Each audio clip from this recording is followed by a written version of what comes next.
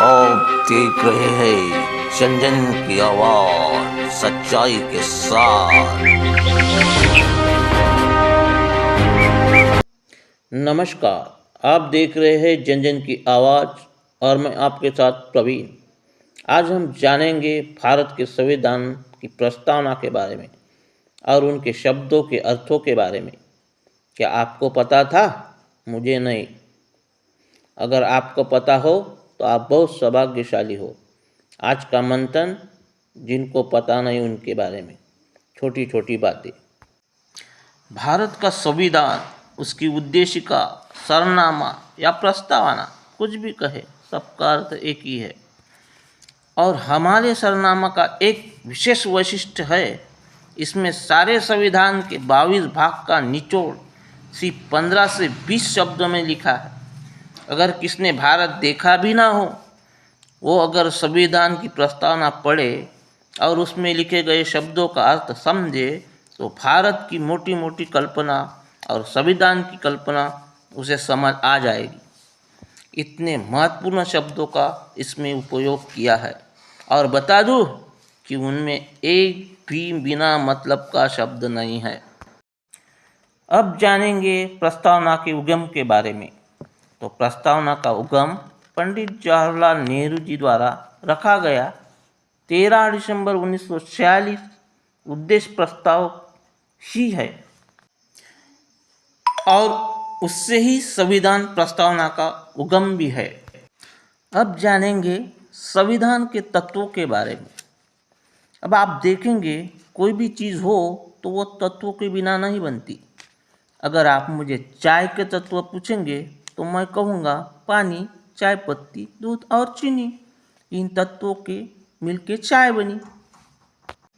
तो संविधान प्रस्तावना के कौन से तत्व है जिससे संविधान प्रस्तावना बनी? नंबर 1, संविधान को अधिकार देने का स्रोत, ये पहला तत्व है। वो कौन सा स्रोत या माध्यम है जो संविधान को अधिकार और ऊर्जा देते हैं? तो वो है हम भारत के लोग।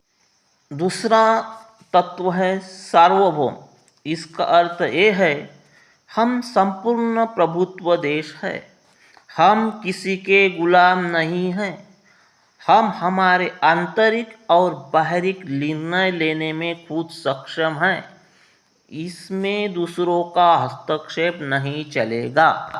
समाजवादी ये शब्द कार्ल मार्क्स की देन है। इसमें अमीर और गरीब वर्गों के संघर्ष के बारे में बताया है, परंतु इसका यह अर्थ हमारा समाज में किसी का किसी से कोई भेद नहीं, इस भावार्थ से लिया है। और एक बात बता दूं कि समाजवाद ये शब्द हमारे मूल प्रस्तावना में नहीं है। ये 42वें संशोधन द्वारा 1976 में इंदिरा गांधी द्वारा जोड़ा गया। और थोड़ा सा और व्यापक रूप से जाने तो 1973 के पहले प्रस्तावना को संविधान का भाग नहीं माना जाता था। 1960 के बीरूबारी केस में न्यायालय ने इसे संविधान का भाग नहीं माना था, लेकिन 1973 में केशवानंद भारती केस में प्रस्तावना संविधान का महत्वपूर्ण भाग है और इसमें संशोधन भी किया जा सकता है, ये न्यायालय ने कहा था। इसका पता जब इंदिरा गांधी को चला, उन्होंने कहा अगर प्रस्तावना में संशोधन किया जा सकता है तो देर किस बात की, कर दो संशोधन। वो 42वां संशोधन करके इसमें 3 शब्द जोड़े गए थे, एक समाजवादी, दूसरा पंथ निरपेक्ष और तीसरा अखंडता। अब आगे देखते हैं पंथ निरपेक्ष। पंथ निरपेक्ष होना इसका मतलब ये कदापि नहीं है कि हम नास्तिक हैं, बल्कि इसका मतलब भारत में सारे धर्म समान है, सर्वधर्म समभाव। अगर इसका उदाहरण जानना हो तो फ्रांस से जब राफेल विमान आए तो राजनाथ जी ने हिंदू, मुस्लिम, सिख, ईसाई इनके सर्वधर्म गुरु को बुलाया था।